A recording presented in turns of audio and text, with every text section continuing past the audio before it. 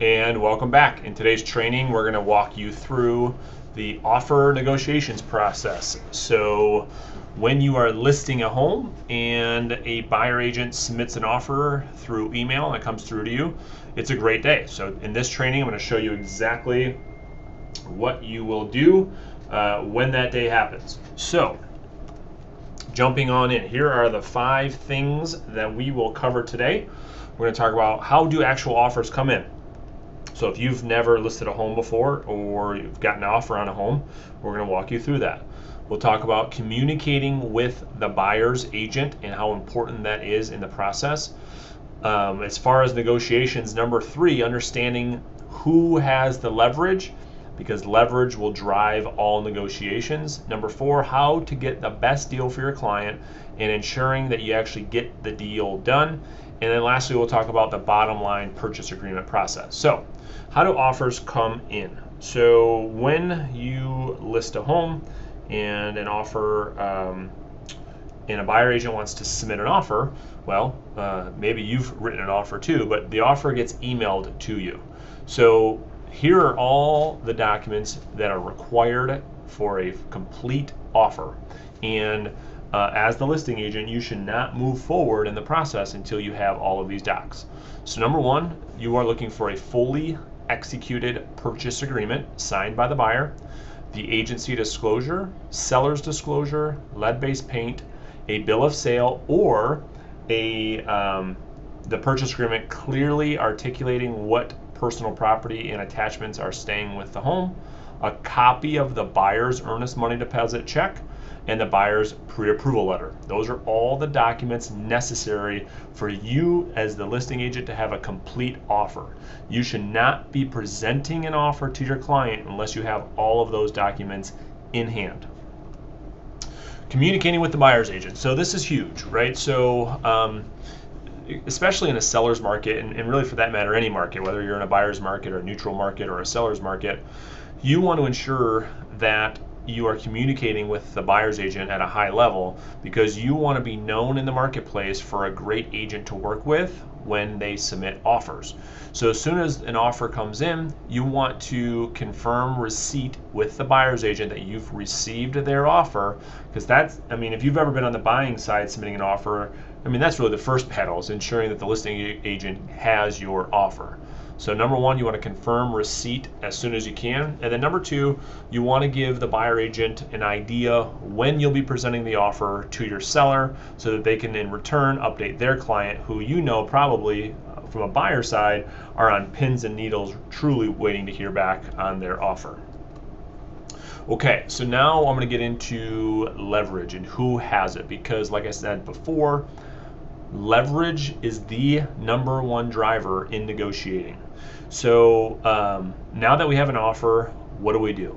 So first and foremost, all offers are good news. We need to make sure that we explain that to a seller.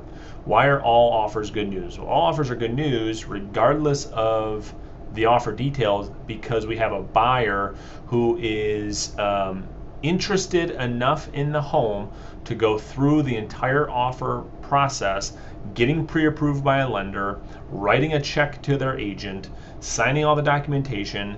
And so if we have a willing and able buyer, that tells us to a seller that is great news. You've got someone, because you never know when you list a home. I mean, you could list a home and not sell for a long time. So all offers are good news. Now, just as a rule of thumb, it's not an end-all be-all, but the first offer in is typically the strongest.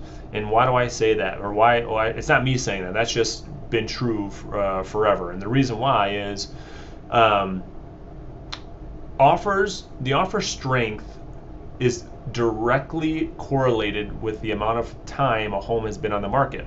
So the first offer in on a home just tells us that that was the first offer in based on the time we've been on the market. And because that length of time is typically shorter, that first offer is the most interested buyer, the buyer who took action the fastest, who just has a better liking for the home than the other buyers in the marketplace because they were the first one to take action. So what we've seen historically is that the first offer in is typically the strongest offer we will see. Now, that's not always, but that's typically the case. Also remember, buyers are looking for the best deal. It's not a personal thing against you or the home. We've got to make sure that we're articulating that to our clients, the seller. Sometimes sellers will take a buyer's offer personally and get extremely emotional and do things that are not in their best interest. As an example, let's say someone's home is listed at $200,000 and they get an offer at $185,000. They'll get offended. I cannot believe they're offering me so low. And instead of countering that offer or trying to make that offer work with the buyer, they'll say things like, I don't even want to give them a counter. Tell these buyers to go kick rocks. And they lose out on opportunities based on that emotion. It is your job as their agent, as their consultant, as their advisor to explain to them what is in their best interest. Now, what I always say to a seller is never lose an offer because of emotion. Try to stay logic-based during the negotiations. Now, that is very hard for a seller to do because of what I just said, but it's our job to help them stay in the logic brain versus emotional brain. Okay, so again, all negotiations are based on leverage and who has it. So here's how we understand who has the actual leverage in the negotiations. It's really based on three big things. Number one, overall interest in the property.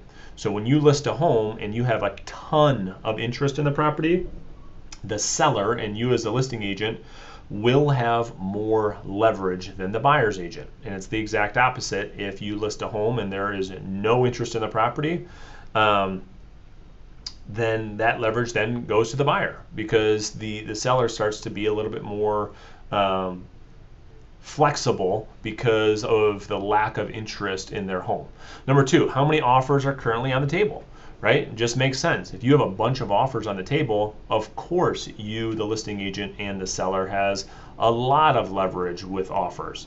And then lastly, it's how long the home has been listed. So if you list a home and you're getting offers and a ton of interest on the property in the first couple of days, you have all of the leverage. And the exact opposite, if you list a home and you've been on the market for 6 months and you have no interest, no showings, no offers, and you get an offer in the 7th month, well, obviously all the leverage is in the buyer's side. Now, I'm going to give you, over the next couple of slides, I'm going to give you some examples that will really help you learn how to negotiate based on certain situations.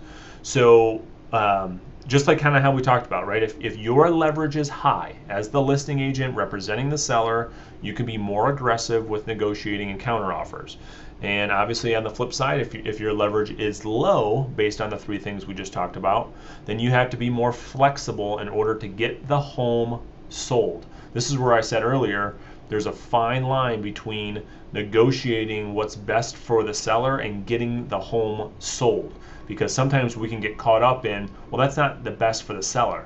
Well, the best thing for the seller in most cases is actually selling the home. And so we can't get caught up in $100 here or $100 there. They're not including the fridge, so don't take the offer. Sometimes selling the home, winning the war is worth losing a battle. So let's keep moving forward. So here's an example. Example scenario 1. $200,000 asking price. We've been on the market for 3 days with a ton of buyer interest. Now a buyer submits an offer at $195 and wants you to throw in all of the appliances. How would we respond? Well, based on the methodology I just walked you through, we would counter offer at full asking price with no appliances or wait a few more days to see if any offers come in. Because we've only been on the market for 3 days, we've got a ton of interest on the property, we can be more aggressive in that counter offer. Example 2, same asking price, $200,000 asking price, been on the market for 5 months and no buyer interest, and the buyer submits an offer of $195 and wants us to throw in the appliances. How would we respond?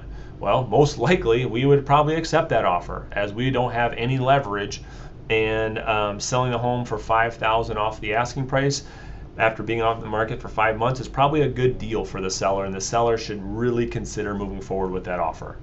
Okay, so that probably makes a lot of sense because I really wanted to drive the point home of leverage and who has it and how to respond. Now, how to get what's best for your client but still get the deal done. And I talked a little bit about this before, but sellers' emotions sometimes will get in the way of them actually getting what they want, which is selling the home. So it is a very thin line between negotiating and ensuring the ultimate outcome of selling the home. And like I said before, you've got to be their advisor and their consultant. You cannot allow a seller to lose out on a good deal for them because they don't throw in the kitchen sink, or they don't throw in the dishwasher, or they want the table that they just bought last weekend for $500, and you don't want to have a seller lose out on a good deal for them and their family based off an emotional decision. So typically when that happens, I always give the seller time. Allow that emotion to pass so that they can get into logic brain. And so all that you do, the tactic there is just giving them more time. More times than not, the seller will come around and get into logic, allow them to see, wow, yeah, that's pretty stupid to not take this offer based on a $500 dishwasher, right? Hopefully that makes sense. Okay, so now once you are done negotiating back and forth, you need to get what's called a bottom line purchase agreement. So how the process works when an offer comes in is the buyer submits the first offer, like we talked about, through email, and the seller, once you get back and forth through negotiations, the seller then accepts and signs that offer, which goes back to the buyer's agent. The bottom line purchase agreement, which is step number 3, is when the buyer signs the offer again, acknowledging that we're moving forward. So it's a 3-step process, and you have to ensure as the listing agent, you need that bottom line purchase agreement in order to mark the property pending in the MLS and continue towards the closing process. Buyer submits offer, seller signs the offer, goes back to the buyer signs and acknowledges the offer. So hopefully that is a good high-level overview, and hopefully that makes a lot of sense. If you need more help with offer negotiations, just let us know, and we'll schedule time to help with whatever that you need. Thanks for watching. We'll talk to you soon.